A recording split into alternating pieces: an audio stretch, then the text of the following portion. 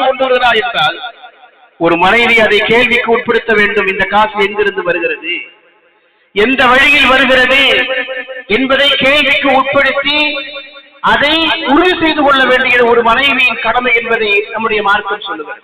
இப்படி எல்லா விஷயத்திலேயும் அந்த பேணுதலும் அந்த எச்சரிக்கை உணர்வும் அந்த பக்குவ நிலையும் முஸ்லிம்கள் கடைபிடிக்க வேண்டும்.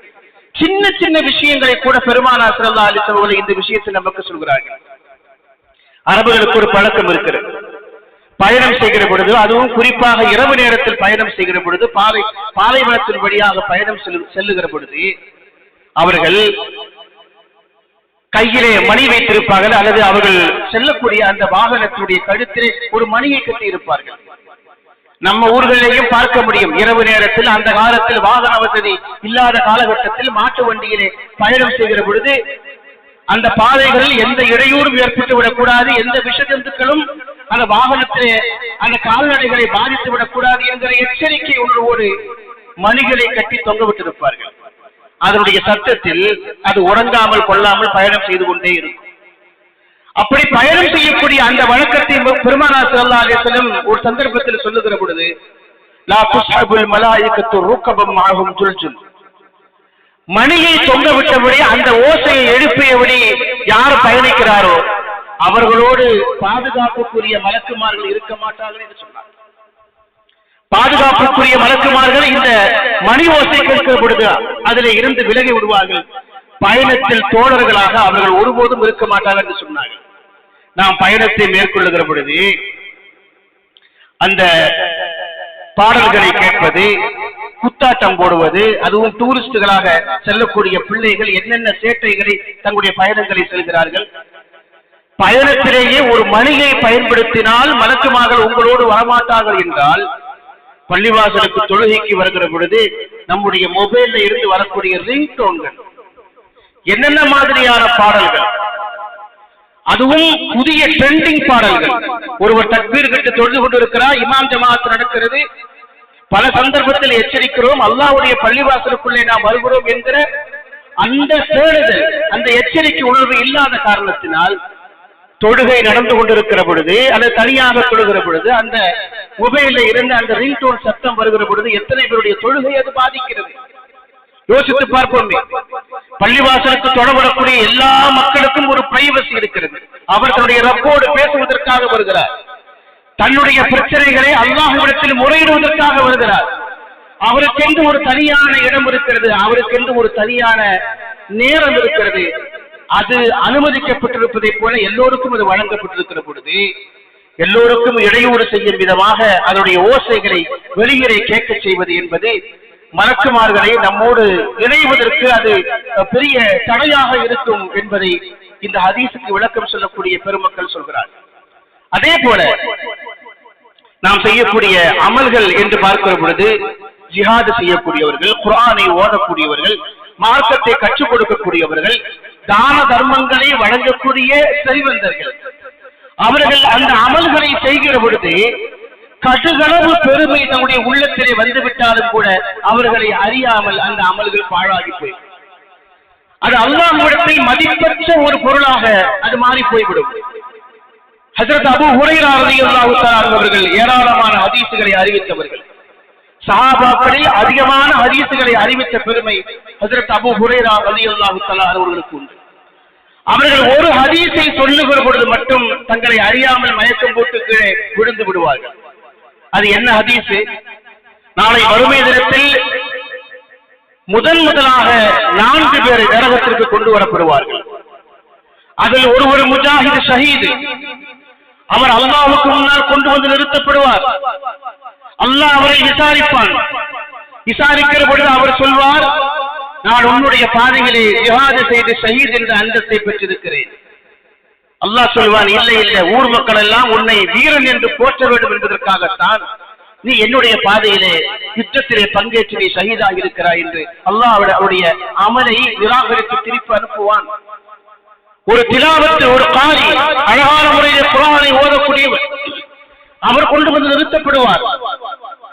அவரிடத்தில் அல்லாஹ் கேட்கிற பொழுது என்ன அமல் செய்தாய் என்றால், உன்னுடைய வேதத்தை மக்கள் மத்தியில் நான் தான் பரப்பினேன், உன்னுடைய குர்ஆனை, திலாவத்துல் குர்ஆனை மக்களுக்கு மத்தியில் நான் தான் இனிமையான குரலில் ஓதி கேட்க வைத்தேன். மக்கள் பரவசம் அடைந்தார்கள். நான் இந்த அமலை செய்திருக்கிறேன் என்று அவர் சொல்லுகிற பொழுது அல்லாஹ் சுப்ஹானஹு வ தஆலா, நீ எனக்காக ஓதவில்லை, மக்கள் எல்லாம் உன்னை ஒரு பெரிய காரி என்று பாராட்ட வேண்டும் என்பதற்காக நீ இதை செய்திருக்கிறாய், உன் உள்ளத்தில் இஹ்லாஸ் இல்லை என்று அவரை அல்லாஹ் நிராகரித்து விடுவான். அதே போல ஒரு பெரிய ஆலிம், மார்க்கத்தை படித்து மக்களுக்கு போதிக்கக்கூடிய ஒருவர், அவர் சிறந்த ஆலிம், பெரிய ஆலிம் என்று மக்களிடத்திலே பாராட்டை வாங்குவதற்காகத்தான் நீ இப்படி செய்திருக்கிறாய், உன்னை ஏற்றுக்கொள்ள முடியாது என்று அல்லாஹ் நிராகரிப்பான். ஒரு பெரிய செல்வந்தர், அந்த செல்வந்தர் அல்லாஹ்வுக்கு முன்னால் கொண்டு வந்து நிறுத்தப்படுவார்.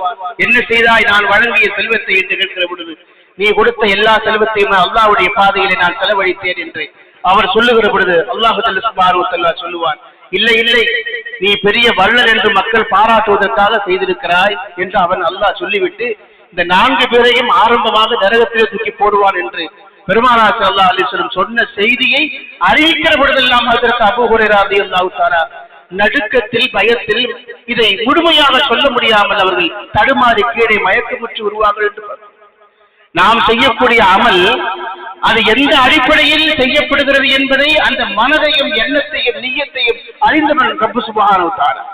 எனவே அந்த எண்ணம் தூய்மையாக இருக்க வேண்டும். அல்லாஹ்வுக்காக இதை செய்கிறேன் என்கிற விஷயத்தில் நாம் பேணுதலாக எச்சரிக்கையாக இருக்க வேண்டும். கடுகளவு அதில் பெருமை வந்துவிட்டாலும் அந்த அமல் என்பது காணாமல் போய்விடும்.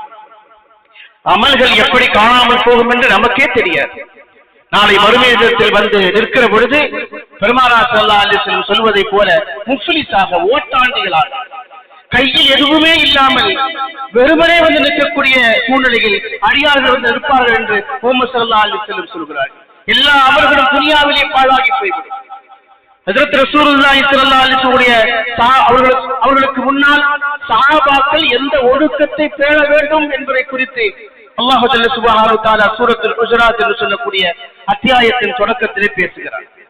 ரசூலுல்லாஹ்வுடைய மஜ்லிஸில் சஹாபாக்கள் உட்கார்ந்து இருக்கிற பொழுது எப்படி ஒழுக்கத்தை பேண வேண்டும் என்பதை அந்த வசனத்திலே, அந்த சூராவுடைய வசனத்திலே அல்லாஹ் பேசுகிறார்.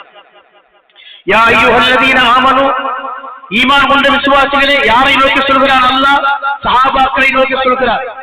ரசூலுல்லாஹ்வுடைய சபையில் உட்கார்ந்து ரசூலுல்லாஹ்வுடைய பேச்சை கேட்கிற சஹாபாக்களை பார்த்து அல்லாஹ் சுப்ஹானஹு வ தஆலா சொல்கிறார், யா அய்யுஹல்லதீன ஆமனு லா தர்ஃபஉ அஸ்வாத்தக்கும் ஃபௌக ஸௌத்தின் நபி. உங்களுடைய நபியின் குரலை விடவும் உங்களுடைய குரல் ஒருபோதும் உயர்த்தி பேசாதீர்கள். ரசூலுல்லாஹ்வுடைய குரலை விடவும் உங்கள் குரலை நீங்கள் உயர்த்தி பேசாதீர்கள். கஜஹரி பஅதிக்கும் லிபஅதில் வலா பில் கௌலி கஜஹரி பஅதிக்கும் லிபஅத். நீங்கள் உங்களுக்கு மத்தியிலே பரஸ்பரம் பேசிக் கொள்ளுகிற பொழுது ஒருவரை விடவும் இன்னொரு குரலை உயர்த்தி பேசுவதை போல ரசூலுல்லாஹ்வுக்கு முன்னால் அப்படி பேசாதீர்கள். அப்படி பேசினால் என்ன நடக்கும்? அன் தஹ்பத அமாலுக்கும் வ அன்தும் லா தஷ்குரூன். உங்களுக்கே தெரியாமல் உங்கள் அமல்கள் அனைத்தையும் அல்லாஹ் அழித்து விடுவார் என்று சொல்கிறார். இந்த வசனம் இறங்கிய பொழுது, இறங்கியதற்கு பிறகு ஹஜ்ரத் உமர் இப்னு கத்தாப் ரலியல்லாஹு தஆலா அவர்கள் எப்பொழுதும் கொஞ்சம் உயர்ந்த குரலில் பேசக்கூடியவர்கள், ரசூலுல்லாஹ்வுடைய காதுகளுக்கு பக்கத்தில் வந்து மெதுவாகத்தான் எதையும் பேசுவார்கள். இன்னொரு சஹாபி இருந்தார், சாபித் இப்னு கைஸ் என்று சொல்லக்கூடிய சஹாபி. அவர் ரசூலுல்லாஹ்வுடைய எல்லா மஜ்லிஸ்களிலேயும் முன்னாலே வந்து அமரக்கூடியவர்கள். ரசூலுல்லாஹ்வுடைய மஜ்லிஸில் போட்டி போட்டு முன்னால் அமர்ந்திருக்கிற சஹாபியுடைய பட்டியலில் எப்பொழுதும் இருப்பவர் சாபித் இப்னு கைஸ் ரலியல்லாஹு தஆலா அவர்கள். அவர்கள் தலைமறைவாக ஊரை விட்டே ஓடிவிட்டார்கள். ரசூல் ஸல்லல்லாஹு அலைஹி வஸல்லம் கொஞ்ச நாட்களாக பார்த்தார்கள், மஜ்லிஸில் அவரை முன்னாடி காணல. சஹாபாக்கிட்ட கேட்டாங்க, எங்க சாபித் இப்னு கைஸ் என்று. அவரு என்னன்னு தெரியல, ஒரு மாசத்துக்கு மேல ஆயிருச்சு, சபைக்கு வர்றதில்லை அப்படின்னு. அவர் எங்கேன்னு தேடிட்டு வாங்க. சஹாபாக்கள் அவரை தேடி புறப்பட்டு சென்றார்கள். அவர் ஒரு மறைவான இடத்தில் தலைமறைவாக பதுங்கி இருந்தார். ஏன் ரசூலுல்லாஹ்வுடைய சபைக்கு நீங்கள் வருவதில்லை? ரசூலுல்லாஹ்